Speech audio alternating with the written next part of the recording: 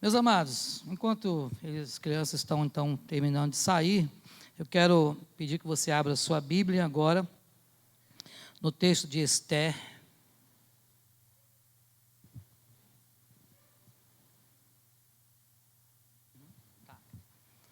O texto de Esther.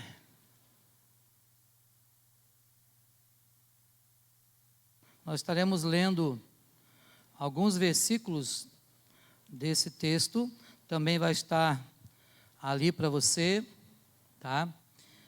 E quando eu mandei o texto para o Bruno, né, que faz eu coloquei entre aspas assim, ó, é forca mesmo, não é força, que a tendência nossa é achar que foi um erro de digitação, né? Mas a palavra ali não está errada não, é forca mesmo, tá certo? Esther 5, então, nós vamos ler a Bíblia Sagrada, de 1 a 14, tá bom? Não vou perguntar quem achou, porque também estará ali. Vamos acompanhar, então, a leitura da palavra do Senhor.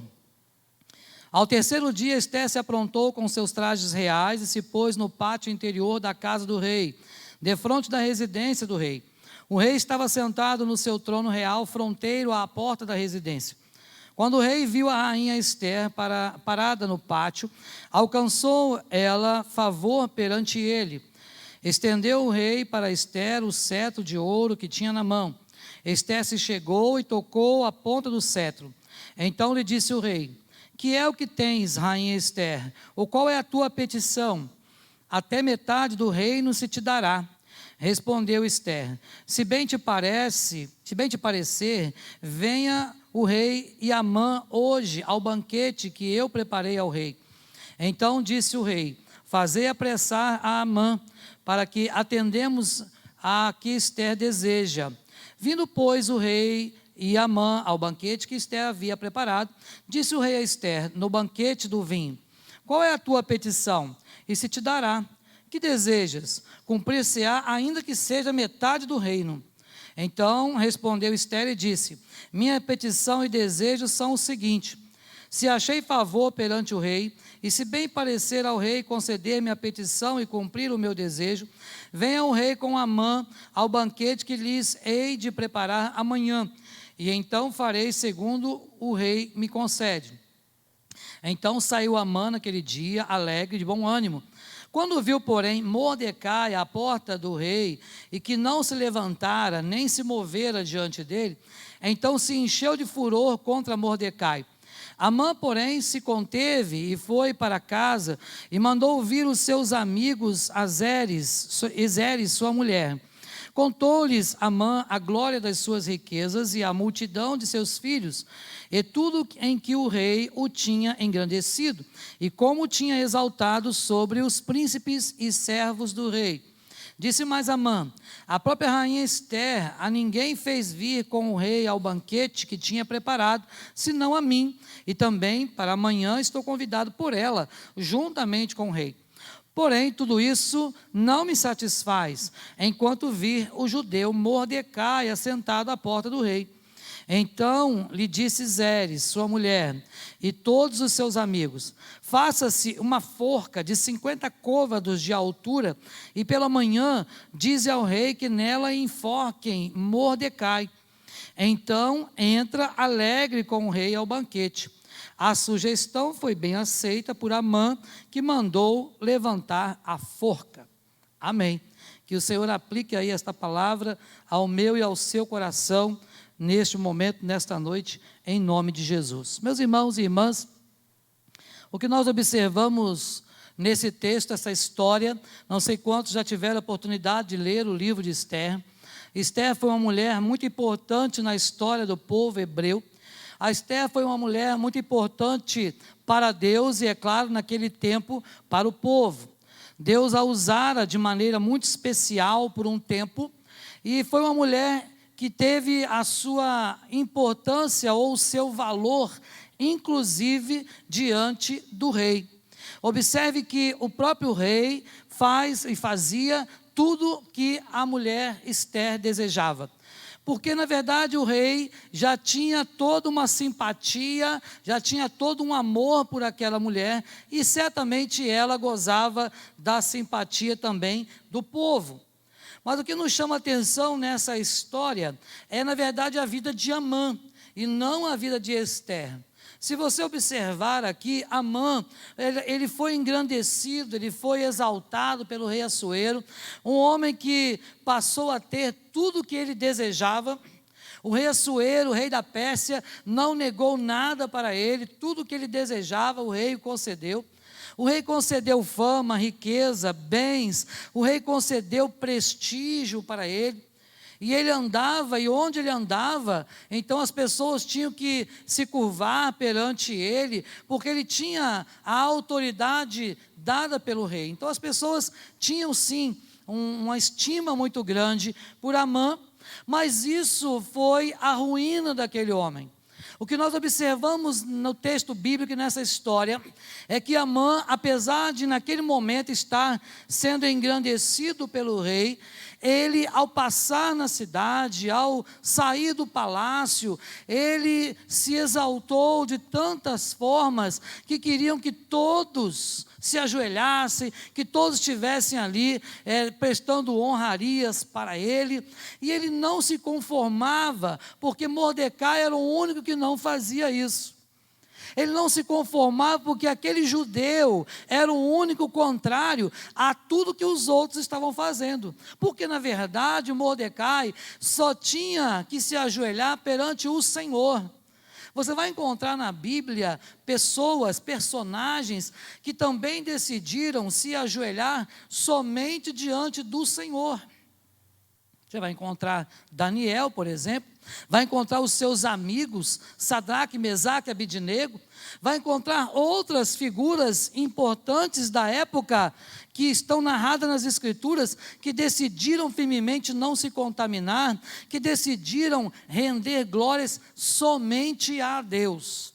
Meus irmãos e irmãs, quando nós deixamos de tributar toda a glória, toda a honra ao Senhor, nós então caímos em desgraça. Quando nós deixamos de priorizar o reino de Deus, nós deixamos de receber as bênçãos que Ele tem preparado para cada um de nós. E o que nos chama a atenção então é que Amã, ele foi colocado acima de todos os príncipes da época. Ele teve honrarias, ele poderia apenas se contentar com aquilo que ele estava tendo naquele momento.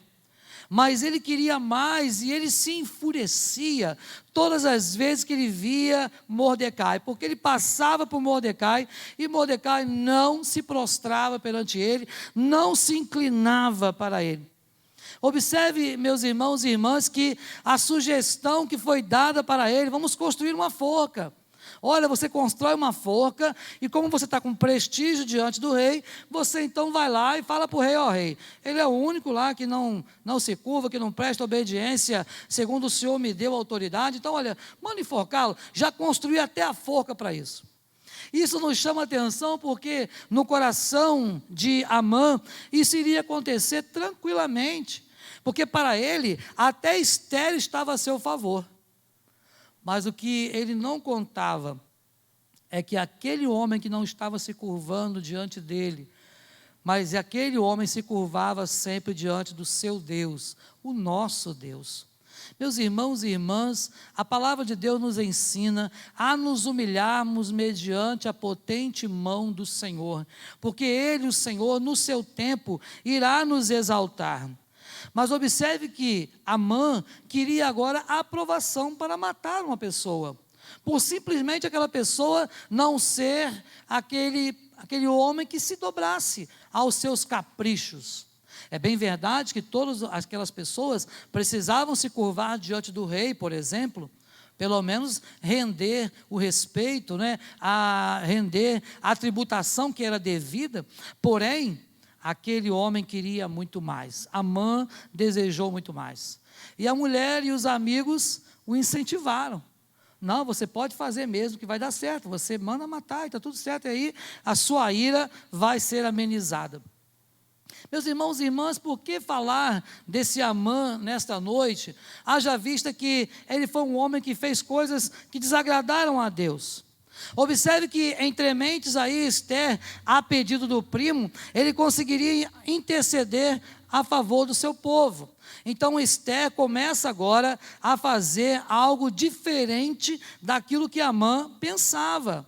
Observe que, na verdade, se você ler depois o capítulo 6, vai ver que o Amã, ele é quem foi forçado a render honrarias a Mordecai. Algo tão interessante como Deus muda a nossa história. Alguém que está sendo humilhado, alguém que está sendo ali deixado de lado, alguém que está sendo quase colocado para a forca, para a morte, agora é alguém que vai ser exaltado. Olha como Deus inverte a situação em favor de alguém que Deus amava. Meus irmãos e irmãs, essa história me mostra e nos mostra que Deus pode mover céus e terras em favor daqueles que Ele ama. E se Deus tem nos amado, e você crê nisso, não crê? Amém? Deus tem nos amado, e se nós cremos nesse amor de Deus, Deus então Ele pode mudar toda a nossa história. Ele pode transformar o nosso lamento em alegria. Gosto muito de uma canção antiga, que quando estava na Jocum cantávamos, principalmente no evangelismo de carnaval, e o refrão dizia: tu mudaste o meu lamento em baile, isto é, tu mudaste a minha tristeza em alegria. É isto mesmo que o Senhor faz. E agora o Senhor então faz com que Mordecai fosse exaltado, e que agora Amã tivesse sido forçado a ele render honrarias àquele que ele queria matar na forca. Por isso colocamos a forca de Amã, para que nós pudéssemos pensar, porque esta forca, a forca representa aí o homem natural. Esta forca representa a ambição, esta forca representava tudo aquilo que aquele homem Amã desejava, que era glória pessoal, que era honraria pessoal. E quantas vezes, irmãos e irmãs, nós também não estamos assim no nosso íntimo, desejando honras para nós? Quantas vezes, até mesmo dentro da igreja, não há pessoas que fazem alguma coisa, mas que na verdade querem estar na mídia, estar nos holofotes. Há crentes que se não tiver holofote em cima dele, ele não quer fazer nada. Oração, mas não é um ministério que aparece não. Se tiver que entrar no ministério, vou entrar no ministério louvor, que pelo menos está aqui na frente todo domingo. Não é? Quantas pessoas não querem aqueles ministérios que Deus tem para distribuir, aqueles com menos honrarias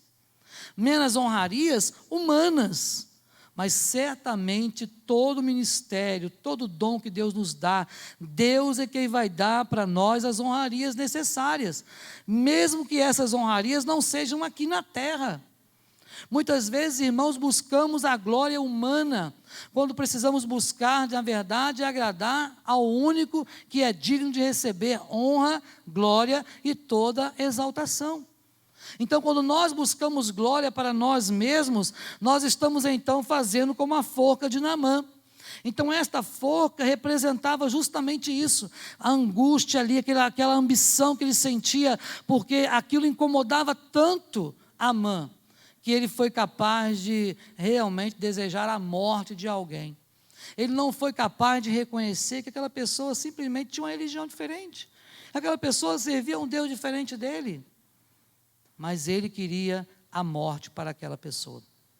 Mas Deus sempre transforma, Deus sempre muda a história, Deus sempre faz diferente, e nós muitas vezes não percebemos o agir de Deus. Muitas vezes, irmãos e irmãs, é no silêncio que Deus tem trabalhado na vida de cada um de nós. E a história registrada no livro então de Esther nos deixa importantes lições que eu gostaria de pontuar com os irmãos. Primeiramente, observar que a forca de Naamã era a forca da soberba. A forca da soberba. Aquele homem deixou que a soberba o dominasse.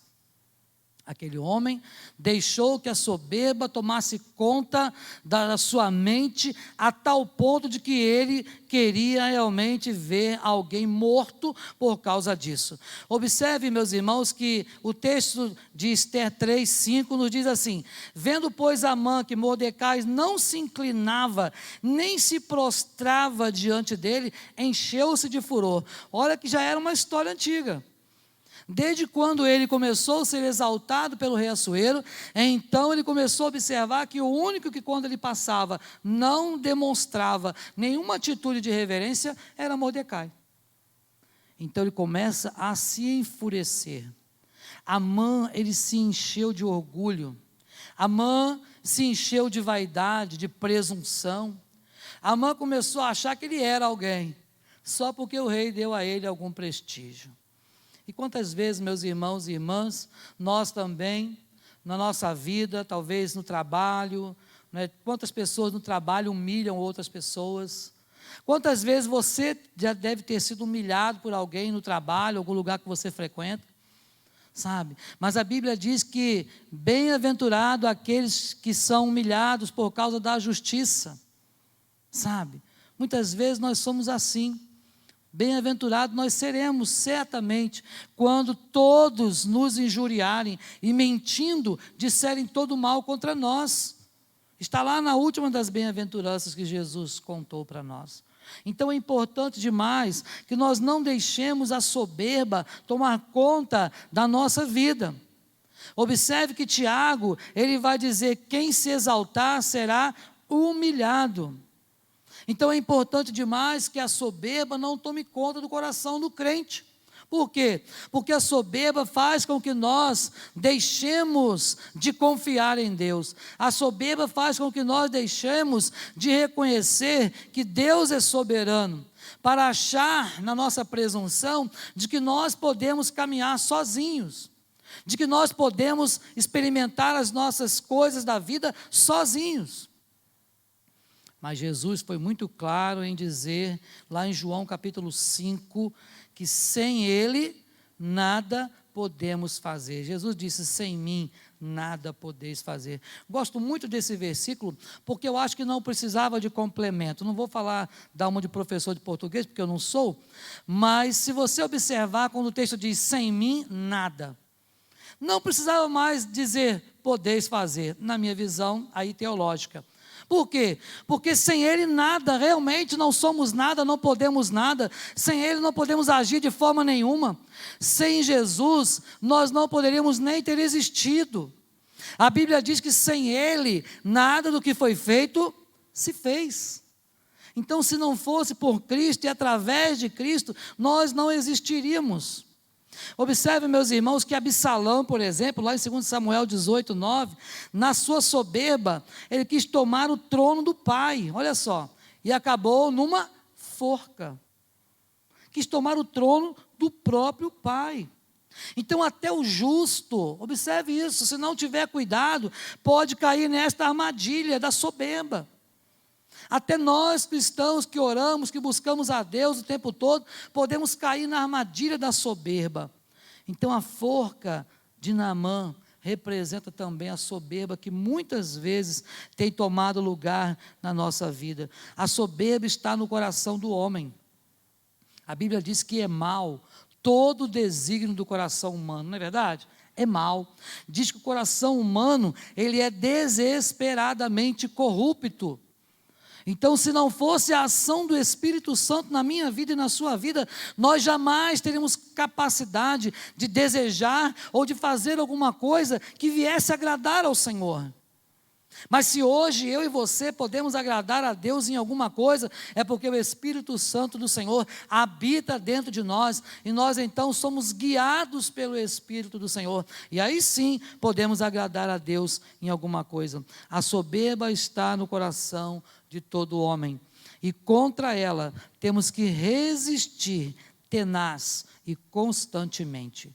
Resista à soberba. Quando a Bíblia diz resistir ao diabo e ele fugirá de vós ou de nós, certamente você tem que resistir. E dentre as coisas que eu e você precisamos resistir, é resistir aí ao risco, ao pecado da soberba na nossa vida. Em segundo lugar, esta forca era também a forca do ódio. Forca do ódio. Observe que no capítulo 3, versículo 5, o texto que lemos agora há pouco, diz que encheu-se de furor. O coração daquele homem estava cheio de furor. Havia ódio no coração de Amã. Havia ódio de graça. Quantas vezes, né, a gente fala assim, não fui com a cara daquele irmão, não. Já viu essa expressão alguma vez? Com certeza, né? Alguém falasse para você, meu santo não combina com o do fulano, do Rodrigo, olha lá. Meu santo não combina com o dele. Sabe, às vezes, até crentes falam isso, né? Meu santo não combina com o dele, não. Aquelas pessoas que você não simpatiza muito, e aí você diz, meu santo não combina, olha, não vou com a cara de fulano, não. Por mim, tanto faz, está aqui ou não está aqui, não tem problema. Só que o crente não pode viver desta forma, por quê? Porque essas atitudes podem trazer no nosso coração ódio. Por quê? Porque quando você não simpatiza, qualquer coisa que a pessoa faça pode ser uma ofensa para você. Qualquer coisa que a pessoa venha fazer pode constituir em uma agressão para você. É uma atitude contra você e muitas vezes não é. Simplesmente não é. Mas por você já não simpatizar, então tudo que aquela pessoa faz, e lá, é para mim. Aquela indireta que o pastor jogou lá no púlpito é para mim. Sabe? Porque às vezes a gente não simpatiza. Então, meu irmão, minha irmã, não podemos deixar. Observe, o ódio desencadeou uma série de desmandos que envolveu até o rei. E levou Amã a levantar uma forca. O ódio que ele estava no seu coração levou ele a levantar uma forca, e uma forca alta, na sua casa, no seu pátio, e ele achou que aquilo ali ia resolver o seu problema. Meu irmão e minha irmã, o ódio é filho da soberba, sabe? Você com coração soberbo pode alimentar o ódio facilmente no seu coração. Geralmente, advém aí de uma ambígua ou contrariada ação do nosso coração. Uma oposição a qualquer pretensão, isto é, a qualquer coisa que você deseja no seu coração. Se alguém disser, é bonito, você já quer matar. Tome cuidado, não deixe desenvolver o ódio no seu coração. Não deixe que o ódio venha tomar lugar, pelo contrário. A Bíblia nos manda que nós possamos cultivar no nosso coração o fruto do Espírito. E o fruto do Espírito aí tem uma lista, né?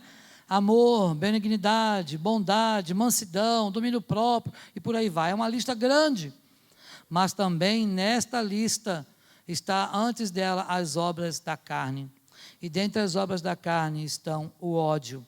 Então, quando o ódio se instala na nossa vida, ele domina a pessoa. Quando o ódio se instala no coração, na mente de alguém, ele domina esse alguém. Não deixa mais a pessoa pensar direito, até que ela perde o senso, como ocorreu aí com Amã. Perdeu o senso de humildade, perdeu o senso de reconhecer que ele não era o rei era Assuero.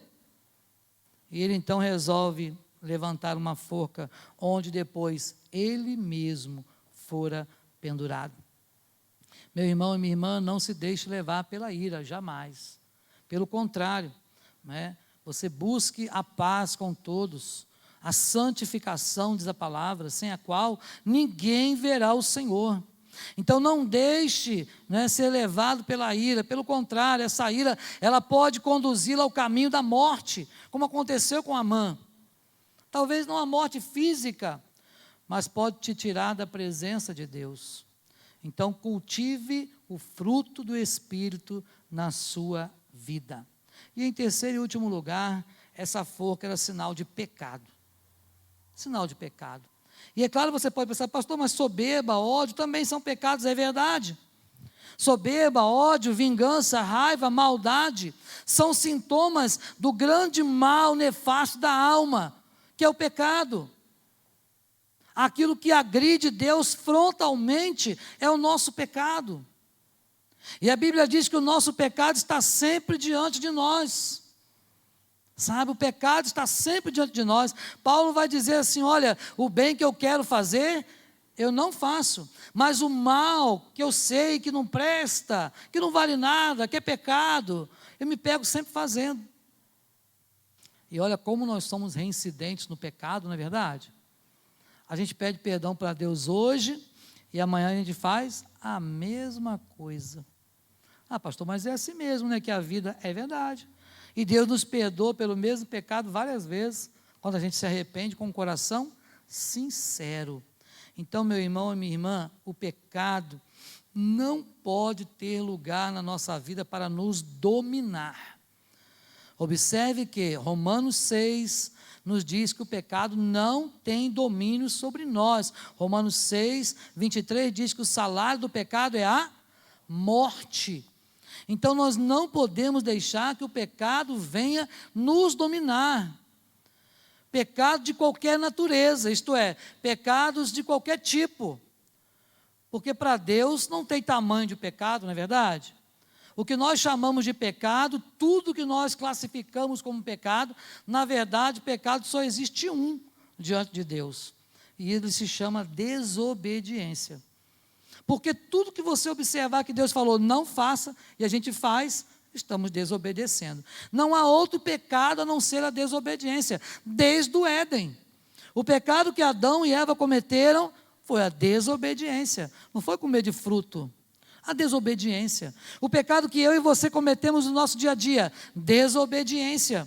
Então, qualquer que seja a manifestação do pecado, observe, ela pode tornar-se um motivo para se levantar uma forca. Cuidado com isso.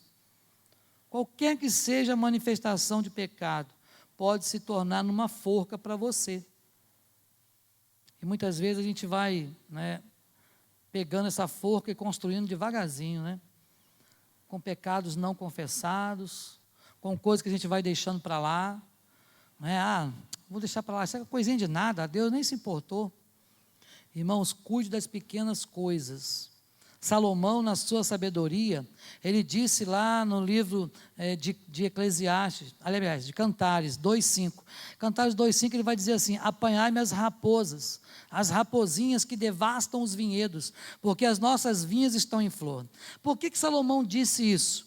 Porque, na verdade, as grandes coisas, os grandes problemas que você passa, você logo vai enfrentar aquilo que você considera grande como pecado, que não existe tamanho, mas às vezes nós classificamos dessa forma, então você acaba combatendo de imediato.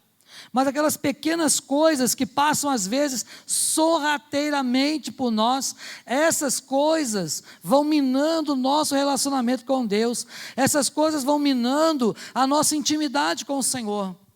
Essas são aquelas coisas que você acha que não precisa nem pedir perdão, porque Deus não vai se importar.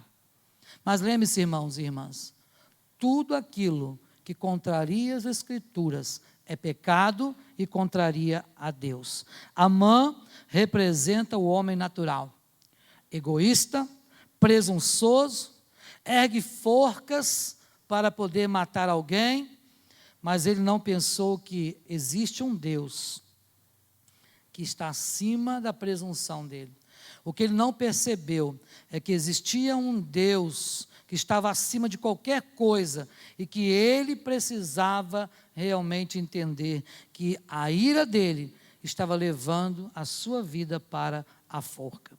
Meus irmãos, se você observar então e ler depois na sua casa o capítulo 6, você vai ver que de verdade aquele homem, ele precisou ser humilhado. Mas mesmo assim, depois do capítulo 7 de Esther, você vai ver que o que Esther pede para o rei é que ele estivesse fazendo exatamente isso, invertendo essa questão da humilhação, e que pudesse jogar então o Amã na forca que ele mesmo havia feito. E aquele homem foi enforcado publicamente. Por quê? Por causa do ódio, por causa da soberba, por causa do pecado que ele vinha cometendo sem arrependimento. Meu irmão e minha irmã, nesta noite, eu quero encorajar você a colocar a sua vida diante do Senhor, a pedir ao Senhor que tenha misericórdia de nós, a pedir ao Senhor que esteja perdoando os nossos pecados, para que de fato nós não possamos dar lugar ao pecado, isto é, não dar lugar para que o pecado venha de novo nos dominar, porque nós já fomos libertos por Senhor. pelo Senhor. Fomos libertos. E se, pois, o Filho nos libertou, então nós somos livres. Somos livres. Já fomos libertos. Então, se eu e você fomos libertos, que você nesta noite possa pensar, o que tem ainda afligido o seu coração? Será que a soberba tem batido a porta? Será que algum outro tipo de pecado tem batido a sua porta frequentemente? Porque Paulo vai dizer que o pecado tenazmente nos assedia. Então, com certeza, somos assediados o tempo todo. E se nós dermos lugar, então o inimigo entra e muitas vezes, irmãos e irmãs, causa uma destruição muito grande. Então, eu gostaria que nós pudéssemos orar nesta noite, orar pelo perdão de Deus, orar para que o Senhor nos livre da forca, nos livre do ódio, nos livre da vingança, nos livre, da soberba, nos livre das obras da carne, para que possamos realmente buscar ao Senhor. A Bíblia diz: buscai ao Senhor e vivei. Buscai ao Senhor e vivei. Buscai perpetuamente a sua presença. Então, meu irmão, que você e eu possamos buscar ao Senhor. Fazer como o salmista Davi, lá no Salmo 27, que eu possa morar na casa do Senhor todos os dias da minha vida, para contemplar a beleza do Senhor e habitar no teu santo monte.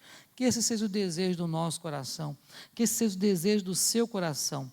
Se livre da forca, se livre das coisas erradas, do pecado, daquilo que tem te assediado. Pede a Deus graça, misericórdia, para que você resista ao pecado, para que ele então fuja de você, em nome de Jesus.